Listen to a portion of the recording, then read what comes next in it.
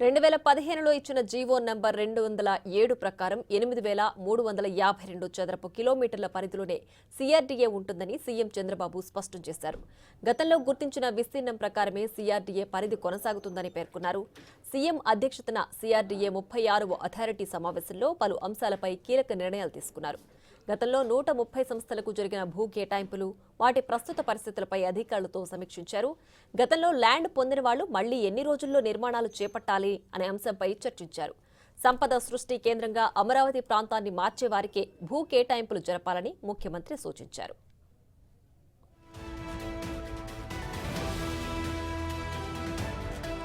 గతంలో జరిపిన భూ కేటాయింపులపై పునః సమీక్షించి ఆసక్తి చూపే సంస్థలకే అవకాశం ఇవ్వాలని సీఎం సూచించారు. అమరావతిని ఎడ్యుకేషన్ హబ్గా మార్చేందుకు ఎలాంటి సంస్థలను ఆహ్వానించాలి, ఎవరికి భూములు కేటాయించాలి అనే అంశంపై చర్చించారు. దేశంలో top 10 colleges, top 10 schools, top 10 ఆసుపత్రులు అమరావతిలో ఏర్పాటు కావాలని ముఖ్యమంత్రి ఆశాభావం వ్యక్తం చేశారు. మంగళగిరి మున్సిపల్ కార్పొరేషన్లో కలిపిన పలు గ్రామాలను మళ్లీ రాజధాని పరిధిలోకి తీసుకురావాల్సి ఉందని అధికారులకు సీఎంకు వివరించారు. కేవలం ఒక 58 రోజుల్లో 34,000 ఎకరాలు ఒక్కటంటే ఒక్కటి కూడా ఎటువంటి లిటిగేషన్ కేసు లేకుండా ఇవ్వటం జరిగింది. ఆ రోజు ముఖ్యమంత్రిగా ఉన్న నారా చంద్రబాబు నాయుడు మీద ఉన్న నమ్మకంతో అప్పుడు ఏదైతే చెప్పామో దాన్ని గత 5 సంవత్సరాల్లో వైసీపీ ప్రభుత్వం చేయలేదు.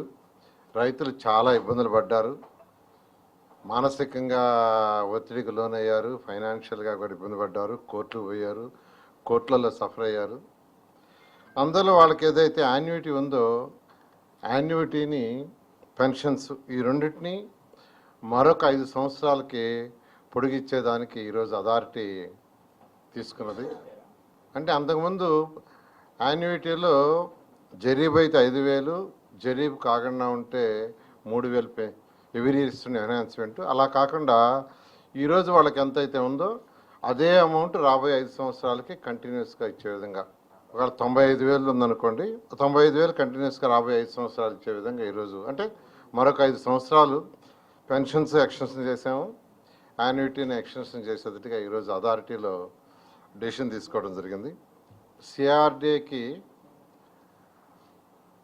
778 మంది అప్పుడు ఎంప్లాయీస్ ఉన్నారు. మొత్తం వాళ్ళలో డిప్యుటేషన్ మీద వచ్చిన వాళ్ళు 190 మంది, కాంట్రాక్ట్ ఎంప్లాయీస్ ఒక 75 మంది, అవుట్ సోర్సింగ్ ఒక 60 మంది, డైరెక్ట్ రిక్రూట్మెంట్ ఒక 188, మొత్తం 778 మంది ఉంటే ఇప్పుడు కేవలం 249 ఉన్నారు. అయితే అమరావతి క్యాపిటల్ సిటీ మొత్తం రాబోయే సంవత్సరాల్లో ఇది కంప్లీట్ చేయాలనుకున్నాం కాబట్టి మొత్తం 778 మందిని ఈ సిఆర్డీ వాళ్ళు తీసుకునేటట్టుగా ఈరోజు అథారిటీ అనుమతి ఇవ్వటం జరిగింది. అంతకుముందు 47 మంది కన్సల్టెంట్స్ ఉన్నారు, డిఫరెంట్ కన్సల్టెంట్స్, ఫైనాన్షియల్ కంట్రోల్స్ కావచ్చు, డిజైన్ కన్సల్టెంట్ కావచ్చు, అట్లా. దాంట్లో 47 మందిలో ఇప్పుడు 32 మందిని యాక్చువల్గా తీసుకుంటున్నాం. ఎందుకంటే ఒక 15 మంది కన్సల్టెంట్ యొక్క వర్క్ పూర్తి అయిపోయింది, 15 మంది యొక్క వర్క్ పూర్తి అయిపోయింది. వాళ్ళని వదిలేసి మిగతా 32 కన్సల్టెంట్ని తీసుకోమని సిఆర్డీఏ రిక్వెస్ట్ ప్రకారం ఈరోజు అథారిటీ యాక్సెప్ట్ చేయడం జరిగింది. ఒరిజినల్గా సిఆర్డీఏ ఏదైతే 8,352.69 చదరపు కిలోమీటర్లు ఉందో దాని ఉండే విధంగా యాక్చువల్గా ఈరోజు డెసిషన్ తీసుకున్నారు. దీన్ని తీసుకోవటం వల్ల పలనాడు, బాపట్ల అథారిటీస్ కూడా ఉంటాయి, బట్ ఒరిజినల్ ఏదైతే ఉండిందో అన్ని చదరపు కిలోమీటర్లు బ్యాక్ వస్తుంది. ఆ విధంగా ఈరోజు అథారిటీ డెసిషన్ తీసుకోవడం జరిగింది. క్యాపిటల్ సిటీలో ఇది 217 చదరపు కిలోమీటర్లుగా డిసైడ్ చేసాం. సిఆర్డీలో ఉండే క్యాపిటల్ సిటీ 217 చదరపు కిలోమీటర్లని ఆ రోజు ఫైనలైజ్ చేసి దానికి తగ్గట్టుగా ట్రంక్ ఇన్ఫ్రాస్ట్రక్చరు మొత్తం డిజైన్ చేసాం. అయితే ఇందులో గత ప్రభుత్వం 4 గ్రామాలను తీసేసి మంగళగిరి మున్సిపల్ కార్పొరేషన్ కలిపింది. అంటే ఏదైతే 217 చదరపు kilometre capital city master plan అది కొద్దిగా డిస్టర్బ్ అయింది.